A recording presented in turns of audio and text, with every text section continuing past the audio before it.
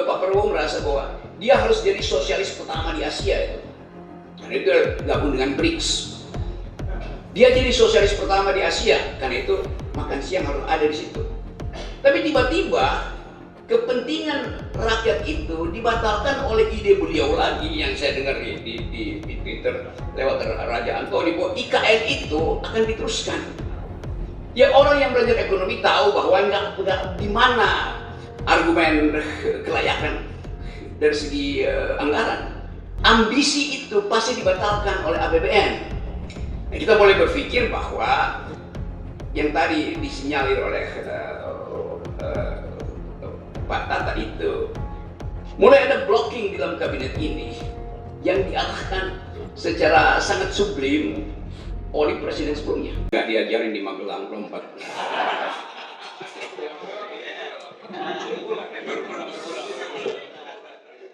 Oke, teman-teman semua. Ketika pembubaran paksa beberapa yang lalu di forum yang sama, wartawan tanya saya, apa hubungan Rocky Gerung dengan FTA? Sekarang saya terangkan dulu the origins dari forum Tanah Air. Suatu waktu beberapa tahun lalu, Tata, saya ada di New York kasih ceramah untuk membayangkan the near future of the nation itu. Apa yang di masa depan yang agak dekat. Sebelum kita ngomong itu, saya pergi ke Blue Ridge Mountain di Virginia. Hiking di situ. Karena ada lagu yang saya suka itu. Country Road. Country road, take me home to the place I belong. West Virginia, Blue Ridge Mountain, take me home, country road. I hear her voice, in the morning hours she calls me. The radio reminds me of my home far away. And driving down the road, I got the feeling that I should have been home yesterday. Jadi lagu itu karena saya suka dari awal SMA, universitas sebagai lagu pendaki gunung, saya pastikan mau datangi tempat itu. Akhirnya saya bertemu. West Virginia ada Blue Ridge Mountain dan ada Shenandoah River. Sungai yang kemudian mungkin dia mengalir dari Virginia tembus nyatu dengan sungai yang ke New York itu. Jadi di situ saya mempelajari asal usul perbudakan di Amerika itu. Di situ pertama kali budak-budak itu dikumpulkan di sebuah port di pelabuhan sungai yang panjangnya mungkin 200 meter lebarnya itu. Di situ ada museum yang mengingatkan kita tentang manipulasi hak asasi manusia, tentang upaya orang kulit putih ini untuk menganggap bahwa kalian itu hanyalah barang the African yang kemudian American African ini. Jadi ide itu juga menunjukkan bahwa ada tanggung jawab dari dunia beradab untuk minta maaf pada mereka yang disakiti hanya karena peristiwa politik itu. Arogansi Amerika masih ada sekarang. Arogansi itu kemudian dianggap sebagai pelindung dari arogansi Israel. Arogansi itu ada di dalam bentuk ekonomi. Arogansi itu juga muncul di dalam bentuk ideologi itu. Tetapi kita anggap bahwa semua orang Amerika sebetulnya diaspora. Diaspora dari seluruh negeri di dunia ini. Nggak ada yang origin di Amerika. Yang memungkinkan kita merasa bahwa Amerika itu adalah negara di mana semua orang bisa berpikir apa aja. Dan tidak ada tuntunan ideologi selain Declaration of Independence. Jadi waktu itu saya membaca bahwa Amerika negara yang menghidupkan ide demokrasi justru karena di situ ada pengalaman historis yang panjang tentang perbudakan. Dan beberapa tokoh Amerika yang pertama kali mengucapkan stop perbudakan, kendati mereka punya budak gitu. Siapa Hamilton punya budak, Lincoln punya budak gitu. Jadi saya mau mencoba memahami kenapa misalnya orang semacam Tocqueville, siapa nama lengkapnya itu, Reverend Alexis Tocqueville yang menulis buku yang Demokrasi in Amerika. Ada Profesor Kusnul sini menemukan bahwa demokrasi itu adalah habits of the heart. Demokrasi itu datang dari kebiasaan manusia itu untuk menghasilkan peradaban kesetaraan itu. Nah, kita pada waktu itu saya coba menganggap bahwa kita harus hasilkan kembali regain demokrasi di Indonesia. Lalu saya ketemu Tata, ketemu almarhum Aji, beberapa tokoh, Fahmi segala macam. Lalu sebelum saya berangkat pulang ke Indonesia, masih mampir dulu muter-muter Amerika itu, kita ngopi di warung kopi, kebanyakan warung kopi Yahudi lah di situ. Hanya itu, bagel, ngopi-ngopi. Lalu kita pikirkan apa yang bisa mengikat kita supaya ide tentang Indonesia yang berpikir, ide tentang Indonesia berkeadilan, ide tentang Indonesia yang percaya pada persaudaraan bisa diaktifkan segera. Tentu bagaimana nih? Mungkin itu banyak betul intelektual di Amerika, di seluruh dunia gitu kan. Kita bikin aja forum tanah air tuh. Jadi kata forum itu tidak mengikat secara formal. Siapa saja boleh ikut forum itu. Tanah air tentu untuk mengucapkan janji kita yang ada di luar tanah air untuk kembali ke tanah air dalam bentuk kritik, dalam bentuk proposal perubahan. Jadi dari awal forum tanah air ini diajukan sebagai proposal akademik untuk menandingi proposal-proposal politik, proposal-proposal lembaga survei, proposal-proposal buzzer, segala macam tuh. Jadi betul-betul dimaksudkan dengan awal bahwa FTA itu akan berisi konsep. Karena itu kita kumpulkan, akhirnya dalam waktu yang tidak lama terbentuk jaringan selima benua ini kan. Jadi itu ide dasarnya itu, the origin of the ideas of Forum Tanah Air itu. Tapi kemudian Forum Tanah Air melihat bahwa ada hal yang lebih konkret yang mesti dilakukan, itu mengawasi kekuasaan. Jadi Anda lihat, bayangin, paradigmnya adalah ideas, tetapi kebutuhan konkret kita adalah mengawasi kekuasaan. Pada itu kekuasaan Jokowi. Jadi ide politik, daily politics, current politics akhirnya juga masuk menjadi kepentingan kita. Itu dasarnya tuh, supaya nggak ada lagi pertanyaan kenapa Forum Tanah Air berpolitik, padahal idenya adalah desain konseptual. Kenapa Forum Tanah Air dihasilkan justru dari Amerika, dianggap ini adalah bagian dari cawe-cawe kaum liberal atau libertarian, bukan. Jadi sebetulnya sejarah ini menunjukkan ada kepentingan dari teman-teman di luar negeri yang tidak mampu mengakses secara real time apa yang terjadi di Indonesia dalam bentuk gosip segala macam. Tapi kemudian karena dibuatkan forum, maka webnya jadi itu. Jadi kita anggap ini adalah nexus of thought, itu jaringan pikiran yang memungkinkan kita share ideas, itu dasarnya. Nah, kalau dia berkembang akhirnya sampai dibubarkan, itu pertanda bahwa ide yang hendak kita seludupkan ke Indonesia, ide yang hendak kita investasikan ke Indonesia itu tidak disukai oleh kekuasaan. Kan harusnya kekuasaan berterima kasih karena ada audit eksternal di dalam politik, yaitu dari luar. Mereka cuma ingin audit internal. Mereka yang belajar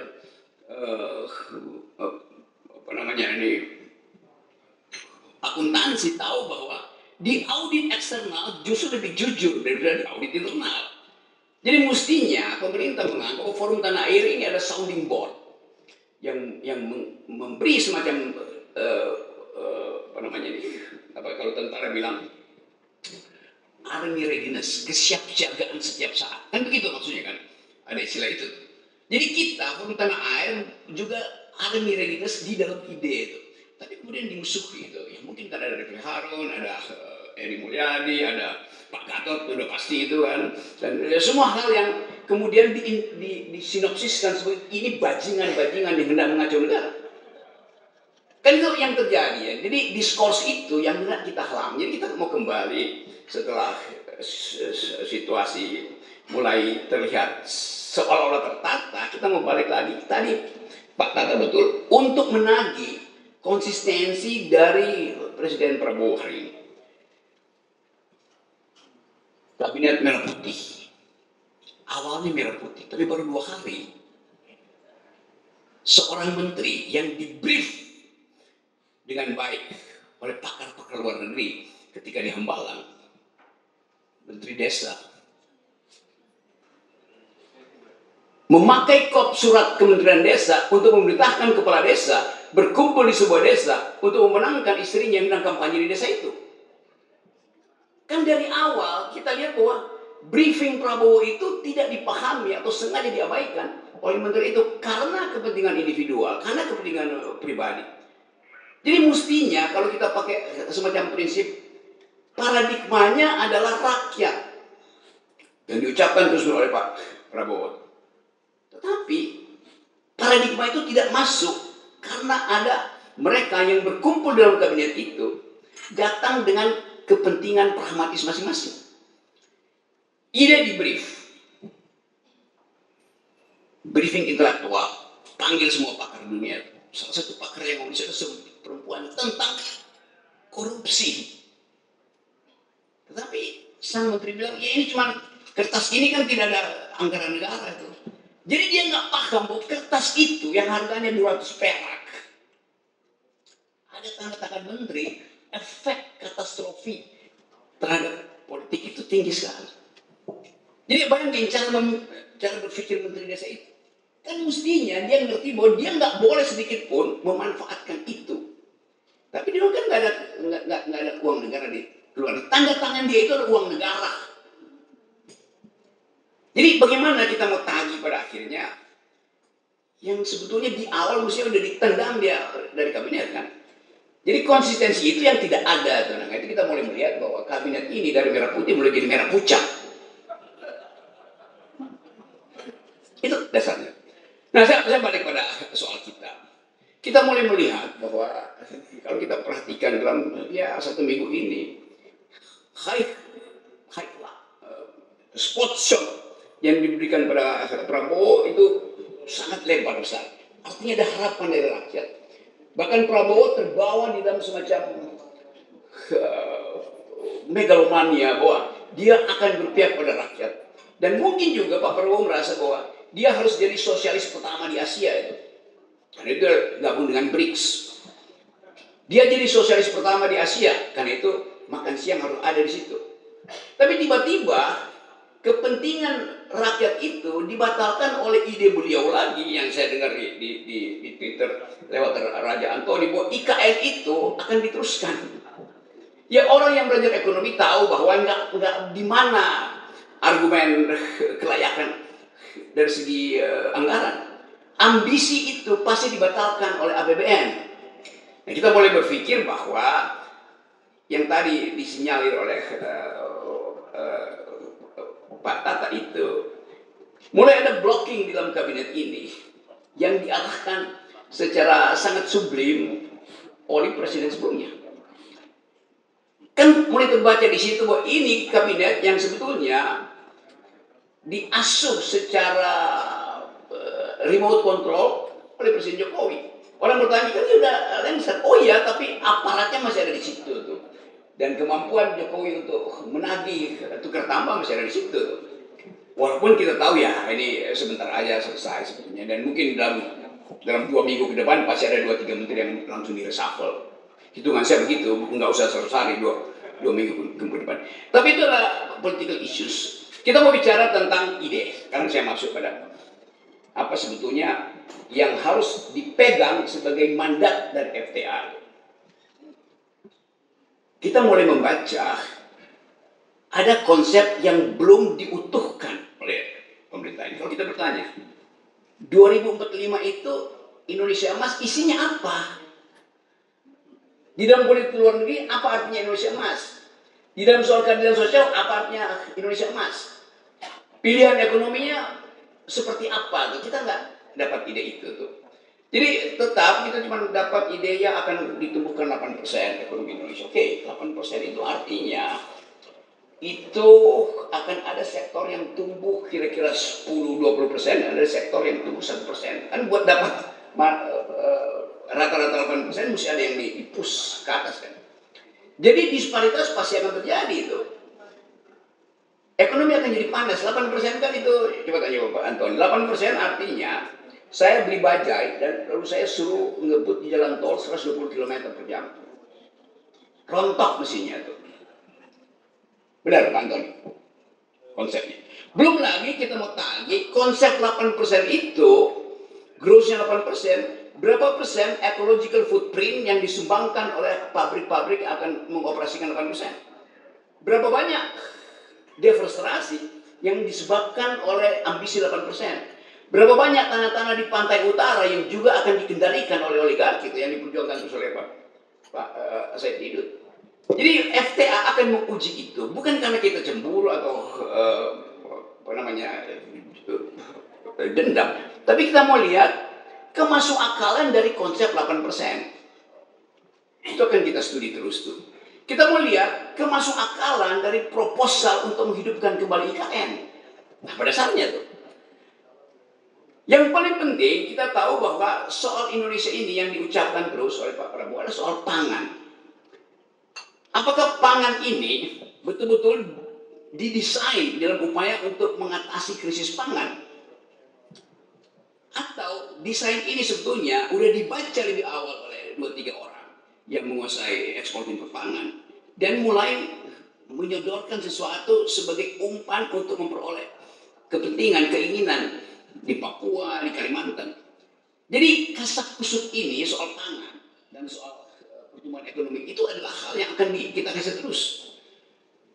Kita tentu akan riset bagaimana kemungkinan terburuk kalau pembekalan, sebut aja pembekalan intelektual di Hambalang itu kita uji akibatnya apa? Coba kita kasih contoh. Saya baca banyak tentang si John yang kasih pembekalan tentang politik luar negeri itu.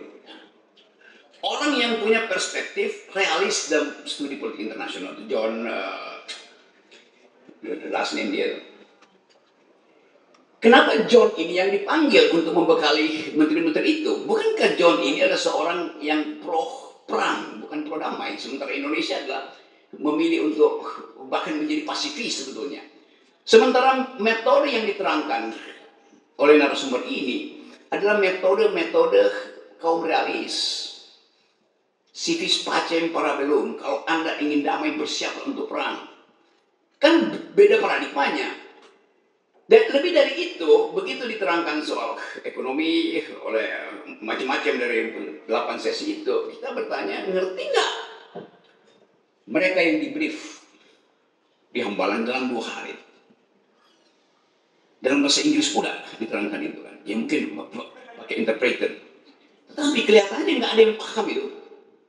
Kalau saya bicara dengan mereka yang ada di situ, dan ya mungkin 2% si ini paham. Karena waktu itu dia cuma gini-gini, padahal sebenarnya dia mesti angkat tangan bertanya tuh.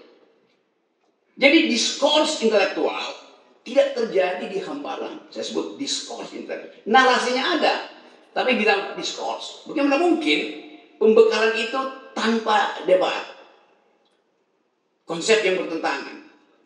Jadi kita mulai menganggap bahwa komposisi kabinet ini tidak diasuh secara paradigmatik untuk menghasilkan sesuatu yang betul-betul konseptual. Tidak ada paradigma di situ. Indonesia paradigma damai, tapi yang diundang mengajarkan tentang cara bertahan dalam perang. Sementara kita tahu bahwa ya itu peralatan perang kita itu ada bekas, semua barang bekas. Persenjataan kita. Jadi itu satu poin. Sehingga saya menganggap bahwa ini tadi saya ngomong sama Ersben Arif, ini kayak orang naik gunung, karena saya suka naik gunung. Itu berebut tiba di atas, padahal tendanya cuma satu.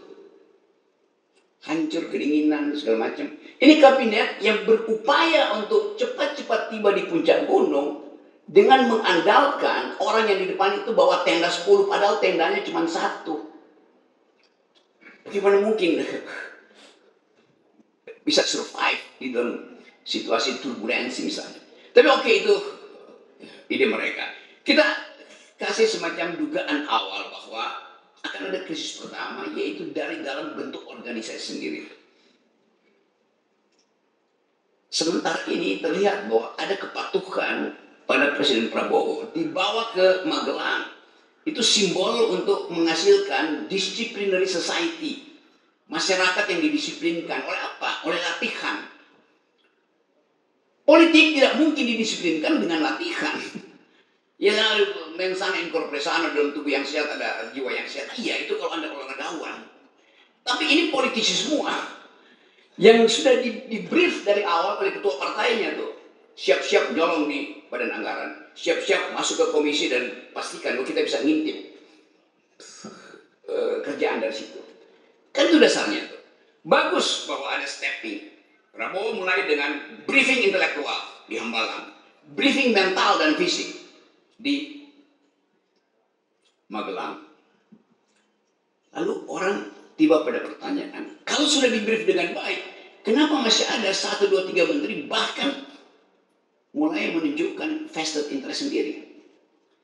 Jadi sekali lagi, poin-poin ini hendak kita dalilkan bahwa kita tahu apa yang terjadi. Tapi apa sekarang pertanyaan batas kemampuan FTA? Intervensi? Ya, mungkin. Kita bukan kelompok penekan. Kita bukan buzzer. Kita hanya mungkin bisa mengendalikan kalau kita bagian dari sistem itu. Kita di luar sistem itu. Bagaimana mengendalikan sesuatu yang kita ada di luar sistem itu? Kita hanya mulai bisa menjejaki apa yang akan terjadi sambil melihat suasana dalam perjalanan menuju target-target dari kabinet ini kan. Perumpamaan di dalam sekarang anak-anak muda baca kembali wisdom lama, terutama stoicism itu. Saya lihat buku-buku anak muda tentang cara bertahan dalam kehidupan, cara menikmati hidup supaya tidak masuk dalam frustrasi. Orang baca lagi sekarang Epictetus, Epicurus. Mereka yang hidup 300-400 tahun sebelum Masehi mengajarkan banyak hal tentang cara bertahan